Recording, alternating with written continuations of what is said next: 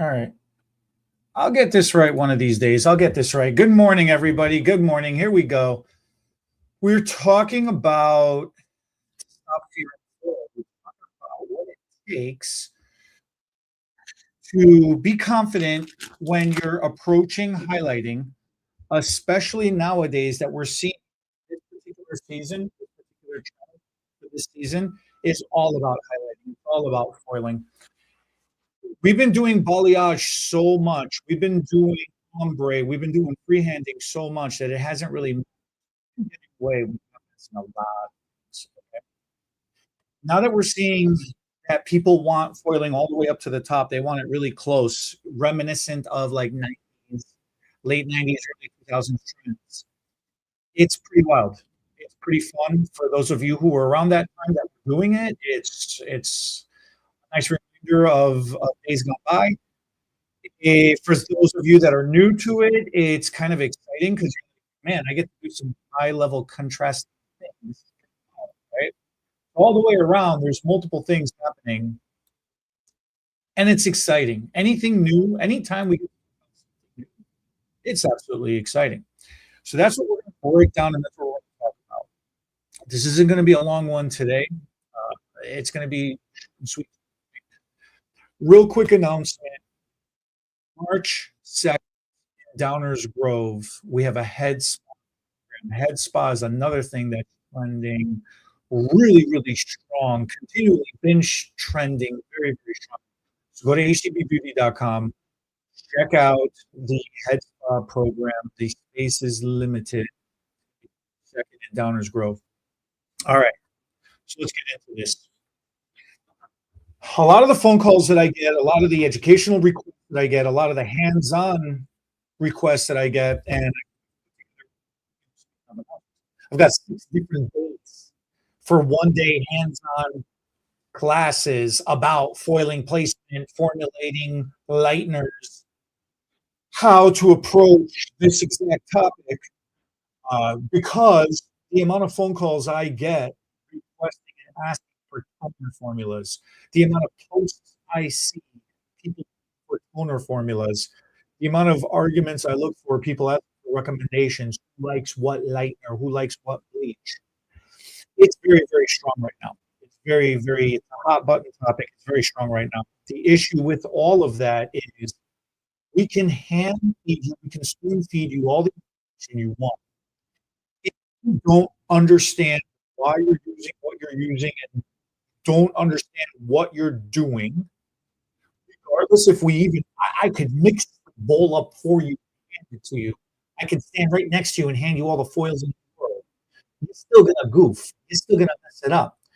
And it's because you don't understand the core knowledge and you are scared. Okay? And there's a big, big difference between being nervous and panicked versus being scared. When you have fear, it's psychological. It completely cripples you. Just think about one time you did a service on a client and you messed it up. You goofed it, right?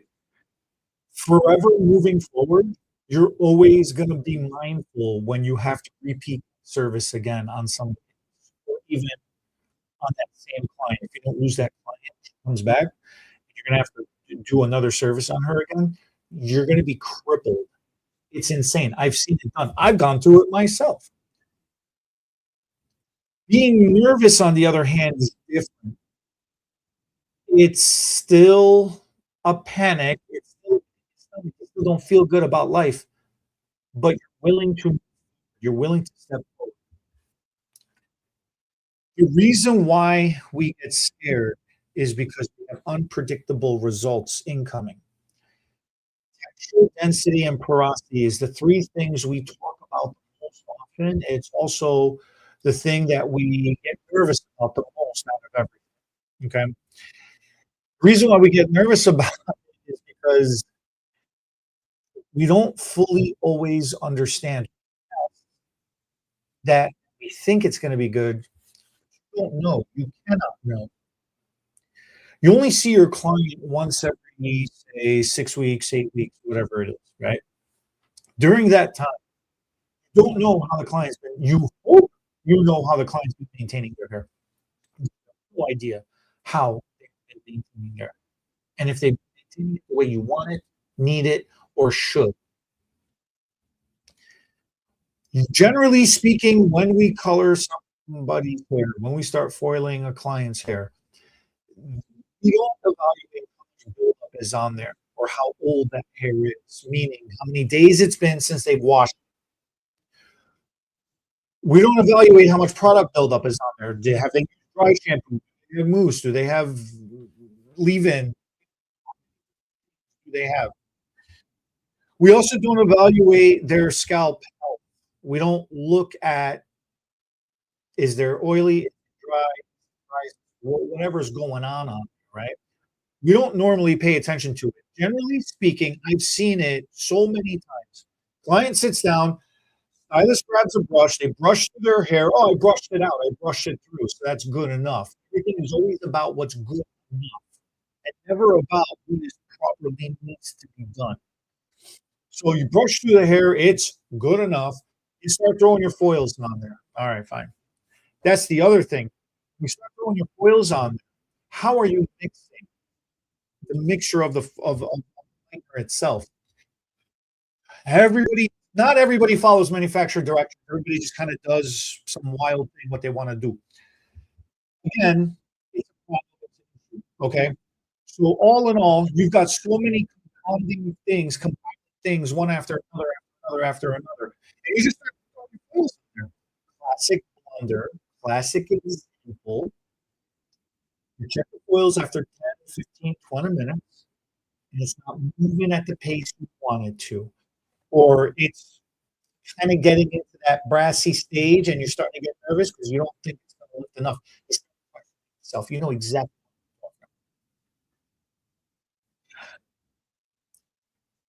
The panic starts setting in. And once the panic starts setting in, what do people do?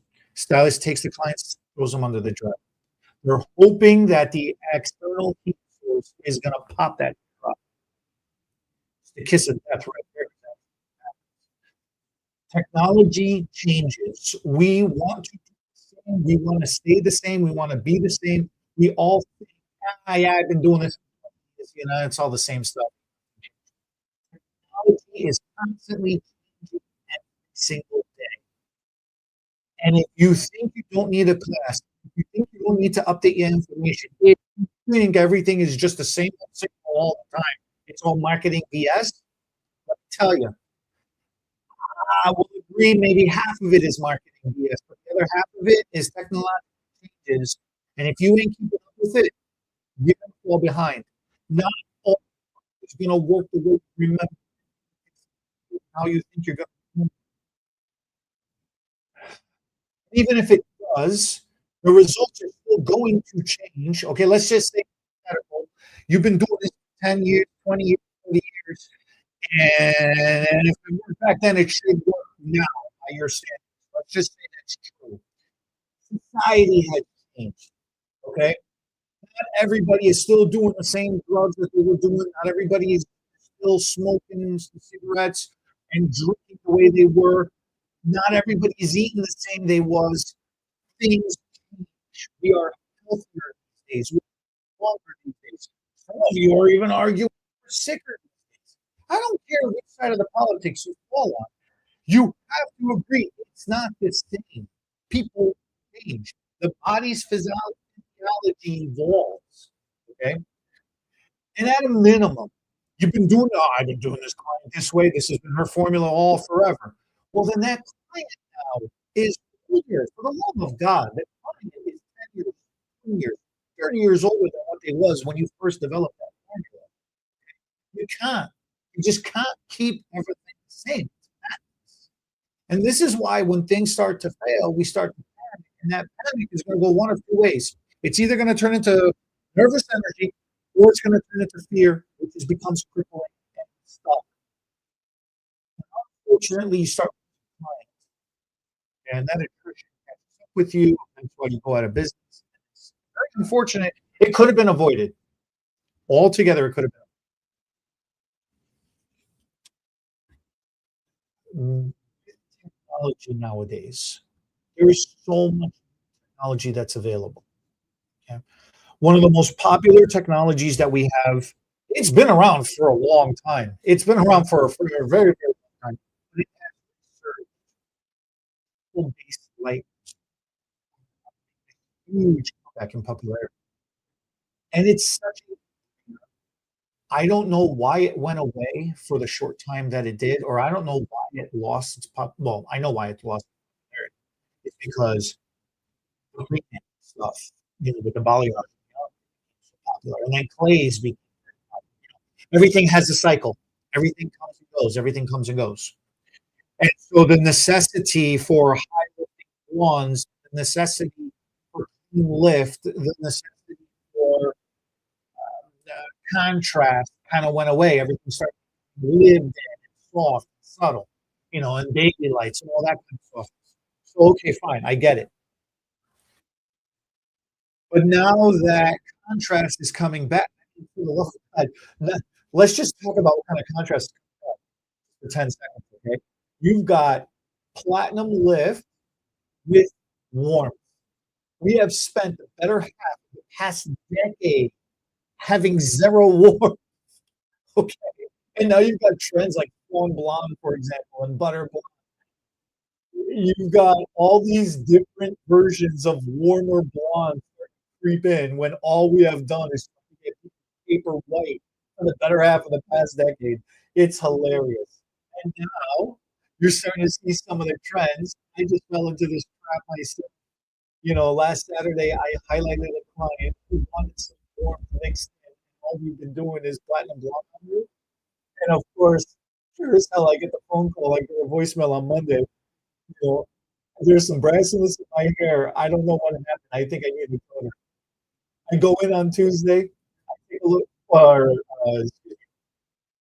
this was a week ago. Last Tuesday, I went in to see what's going on with her, and it was the warm lights. It was talking about the warm lights. So I had a laugh about it. Phoned it, fixed it, easy fix, not a problem. And she goes, "Yeah, the picture looks so cool and everything. But when I look myself in the mirror, she's taking selfies of herself. She likes it, but when she looks herself in the mirror, she can't handle it. And she's been platinum blonde for the past couple of years now. Your eye just plays tricks on you. You get psychologically stuck on seeing yourself in one particular. So as it goes, what is it about charcoal that makes such a big difference? Let's nerd out on that for a minute. The reason why charcoal makes such a big difference is because traditionally lightners and bleaches, they have to push through every single layer to get down to the pigment in the hair, whether it's artificial or natural, to start giving you the lift. Okay? To start decolorizing the hair, breaking down the pigmentation in our hair, and giving you lift. Charcoal, rather than pushing through, it absorbs and evenly lifts everything up to the surface. Think about think about make think about exfoliating skin. It absorbs and lifts everything to the surface. It's doing the same thing in the hair.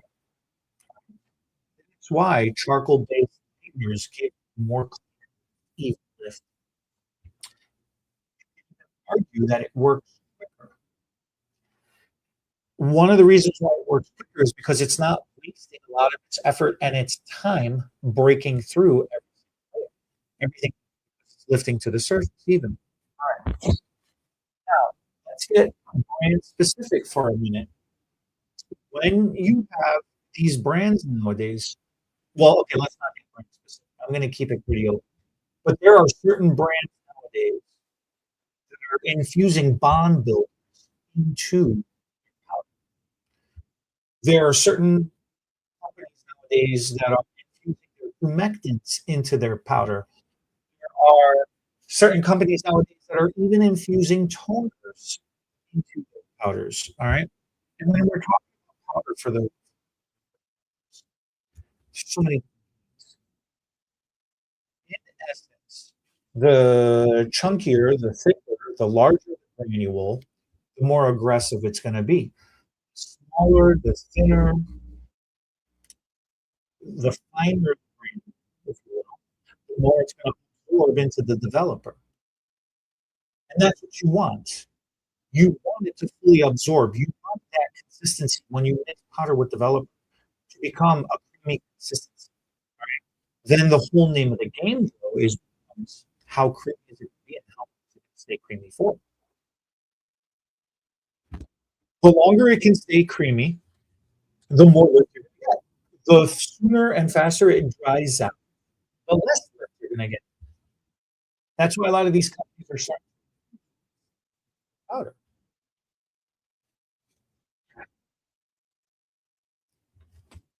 Mixing ratios matter a lot. A lot of companies want you to mix equal parts. Some companies want one even 1 to 2. A lot of stylists that I speak to don't like that 1 to 2 ratio, even that 1 to 3 ratio, right?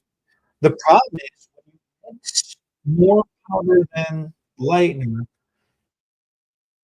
or when you mix more powder than developer, your consistency is going to come out super thick. It comes out super thick like that. It's going to be rough because it's going to kill a lot of your lifting power. Conversely, if you mix more powder, less all over the place right now. If you mix less powder and more developer, okay, it's going to make it thin and consistent. Yeah, sure. So it's going to make it easier to spread. Yeah, sure. But now you're focusing and you're hoping your developer is going to be doing all of your work. The developer by itself is going to lift, yes, but it's not going to give you enough levels of lift. It's going to give you contributing lift. So it's going to show all of that underlying side of the hair. That can be very, very dangerous because without levels of lift, only with lift, you're going to get stuck in that mess. You're not going to be able to get past it. Okay, developer by itself is not strong enough to give you enough levels of lift to get you to a nice pale yellow state. You need the combination of the powder lightener with or your bleach with your developer. That consistency.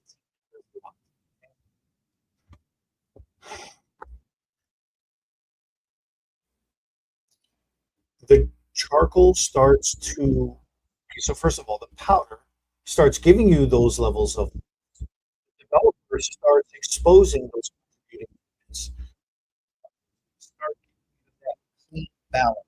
Because that's the other problem. The new growth area is fresh air. So that's going to lift really clean, really light, really hot. The mid shaft that goes in the head is the problem because hair still, the color is fresh and it's layered. It hasn't been beaten up yet. Okay. So you need the most potency to break through that. The ends is nothing. The ends is easy. Break through the ends because it's the oldest hair. So it's the most damaged, the most beat up, it's the most porous. It's going to absorb. It's not going to fight anything. It's going to absorb all that. The problem is because of how much damage is in those ends, is that's what you got to be mindful of. That's what you got to be careful. Okay. Sometimes have you had somebody, it comes out blonde and light. You got like weirdness on the ends, and the middle did absolutely nothing. It's a huge problem. This is where charcoal's more of that consistency. You don't need, you really, really don't need.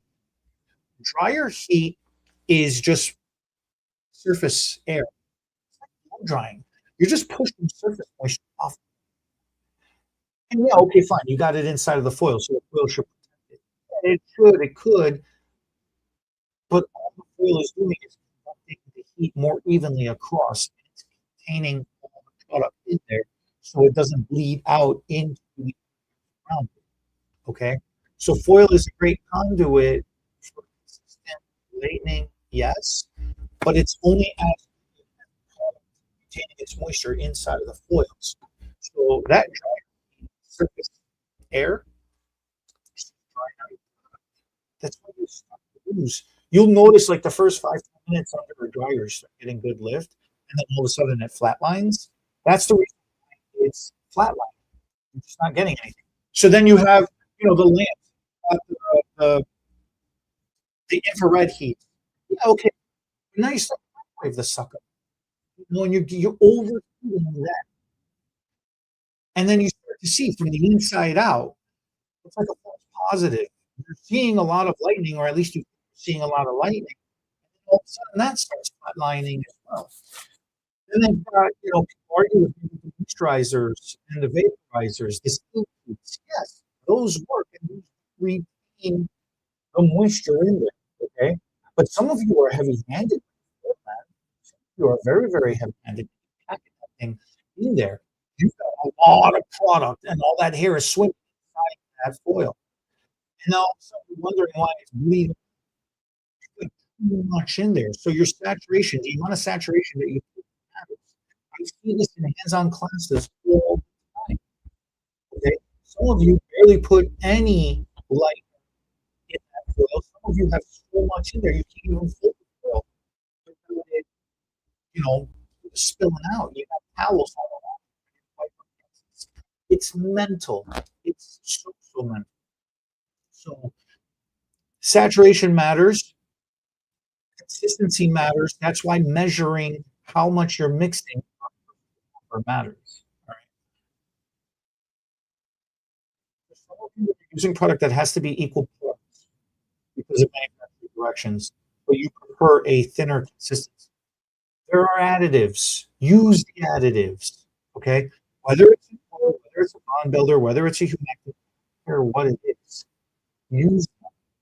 There is a difference between thinning out your product with a developer. There's a difference between thinning out your product with additives. It's all about the viscosity of the product, the relationship, how it's going to be activated, and how it is intended to process, and what it's intended to do. All right, that's helpful for me. But when you put in some of these additives, these are designed specifically to work in tandem with the viscosity of the product without messing it up. It's designed to enhance it, to help it, to support it. So that's the biggest difference why you do that. If you're going to be using oils, make sure they're essential for the acid base. Make sure they're not styling oils, because then you're going to start deconstructing that product. Okay, your lifting potency is going to start getting killed. You want essential fatty acid based. You want treatment based oils. You don't want styling based oils to thin it out. You want humectants. You want things that are going to be containing the moisture in your products. Okay, in your lightener formula. That's the additives I'm talking about. I've seen people put pigment toners inside of their lighteners. That used to be a thing 15, 20, well, maybe, I don't know, that stuck with time. It was probably a thing 25 years ago now. Now I'm really thinking. Look, we have white lighteners, we have blue lighteners, we've got purple, okay, we've got diamond, we've got black ones. We've got so many different kinds. There are even some that are secondary based, like orange. Okay, there are some that are violet based. Use the different colored powders. Those already have the toners in them. So it's going to help your lift. It's going to help control your lift, your processing. Just go with the technology. Use it to your advantage. Stop being stubborn, I guess, is the nicest way I can say it. All right. And look at developers nowadays. Look at different brands and look at their developers nowadays, especially in the cream-based developers. Some of you really love your liquid base. If you like liquid base, I hope that you're getting 100 volume peroxide and you're watering it down to make up 40. Well, if you're in Illinois, up to 40. If you're outside of Illinois, 50. Okay. And don't tell me that's so dangerous you're going to break hair. No, you're not. If you're controlling your timing properly and you have a plan, all right, 40 volume, okay, like I'm in Illinois, So I'll just say 40 volume legally. That's what I'm allowed to talk about. 40 volume lightener processed for 10, 15 minutes is the equivalent damage done to the hair with 20 volume lightener processed for 30 minutes. Fight me on that. Okay, I'll fight anybody on that. It's all in the timing. It's when you leave it on. It's when you're mixing these lighteners and leaving it on for extended periods of time, and you're not readjusting it, you're not re, and you're not doing nice small batches at a time. You're not doing control. That's where the damage happens. That's on you. But if you're doing it correctly, it's all the same. Everything's safe. You're really targeted with your approach. With that said, with cream developers nowadays, a lot of them also have blue-based cream developers. Use those too. It's additional levels of control. Okay? You have all the technology. Use it. Use it to your advantage, big time. And when you're going to tone afterwards, for the love of God, can we get off the 10 curl trend? Okay? 10 don't be all of freaking just because it worked 4 out of 10 clients or 6 out of 10 clients doesn't mean that's the formula to go to for every single freaking client. All right. If you've lifted them to an orange stage, there is no level 10 of anything that's going to get you past that. You need to reapply your freaking partner. You need to break through that brassiness. All you can do is mask it within that level. You are not getting blonder.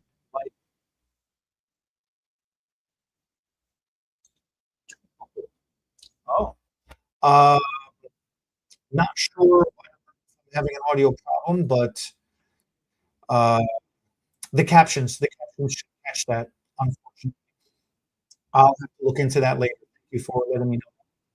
But it's when you get to lightning levels, level 9, level 10. Okay, that's where you need it. I reset my audio. Hopefully that helps it. I don't know. But it's when you start getting into the you have to lift. You have to lift. So many people are scared to lift. You have to get to that level 9, level 10 for that level 10. You need the violet. You need to play the game. Use the blue-based toners. Use the violet. Don't just use the violet-based toners. Use the greens. Use a drop of level 8. Measure with grams. If you're going with grams, you could do, for example, I do this all the time. I use a level 8 violet-based gram, and I put that to 10 to 15 grams of a level 10, pearl or blue-based toner. Okay, that 1 gram of level 8 is enough pigment in there. It's being controlled by a 10 to 1 or a 15 to 1 ratio. It's enough to not get the darker, but enough to give it that total balance to level it off and to stay that lightness in there, to retain that lightness in. That is so vital. Doing something like that is so, so vital. You need the extra pigment in your okay? Level 9 and 10, for all intents and purposes, are tonal value, and it's going to give you horizontal movement. It's not going to give you that power that you need. With that said, this is where charcoal comes to overcompensate for things like that. If you are doing white powders or blue powders and you're getting stuck, you're doing it. Okay, let's just say you're doing everything correctly and you're getting stuck. Simply doing charcoal base is going to give you an extra level of lift by default. Everything is the same. It's going to give you an extra level of because that's how much it's giving you. If you are getting that extra level of lift and you're still getting to tone, okay, you're struggling with toners. It's and everything is the when I say struggling toners, let's just say you're toning the hair and it's coming out just about right. You're so close, you're right there. Okay? And you're worried about getting too dark. That's where that 10-to-1 ratio matters. That 15-to-1. Even do start off with 20-to-1 if you're that nervous about it. Do 20 grams of your level 10 and do 1 gram of level 8. But you need level 8 is the last level that has any form of deposit pigment in there. It needs to get to your and watch it. Every minute of toning matters. Every single minute of toning matters. Okay? Toner can and should. That's what they were designed to do. We get nervous. We leave it on for a minute or two because we're like, oh, it's starting to look good. Good. If your toner is direct dye based, then you're getting a false positive. And yes, I understand that you have to be mindful. You can't leave it on too long. But if your toner is oxidated, then that's not a false positive. You're starting to see it start working. But you see it start working, it's already working. It needs that time to develop. And if you have a hybrid toner, half half oxidative and half direct dye, still you need that time. You're going to start to see it do and develop how you want it to, but it still needs that time. Okay. The other thing about toners is every minute that it sits on is how long it's going afterwards in maintenance. So if you're only leaving a toner on for 2-3 minutes, then 2-3 shampoos is all you're going to get out of the frickin'. And if your client isn't washing their hair once a week, if they're washing their hair every second day, that's why your toner is only going to last a week or two at best. You're leaving it on for a couple of minutes at most. This is the problem that we run into. You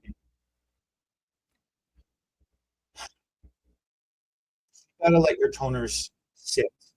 The best way to do it is to control it. Now, if you don't want to use a level 8, okay, and if you're pretty confident with the toner that you have, you know that it works all the time, you're just nervous to keep it on longer, then dilute that toner with clear, 0 stroke, 0 clear, and do a 5-to-1 or 10-to-1 ratio from that. Or reverse it, do a 5-to-1 ratio. For every 1 gram of your toner that you like straight by itself, do 5 grams of clear with it. It's going to slow down the potency of that one color that you like, that one color that you like. It'll slow down the potency, which will allow you to leave it on longer, which will allow you to get additional timing in there. It'll last longer in the hair. It'll go past the week. That's very, very important as well. All right. So those are all the kinds of tips and tricks I can tell you about. Go to htbbeauty.com. Check out our education that we have coming up. We've got a couple of hands-on classes in the next few months, January, February, and March. And it's going to be doing literally everything I'm talking about right now. All right. So if you have any other questions, if you have any other concerns, reach out to us. Let us know. Leave us another comment. Thank you. Back and replay that and rewatch that as well too. Thank you all for watching. We'll catch you all next week. Go out there and make a difference. One time at a time. The SFTB podcast was not recorded in front of a live studio audience, so thanks for joining us for today's episode. If our hair topics made you smile, give us a thumbs up. Drop your thoughts in the comments. We'll read them while waiting for our caller to process. Share this video with your stylists and friends. It helps us make a difference, one strand at a time. And don't forget to subscribe and ring that notification bell so you never miss an episode.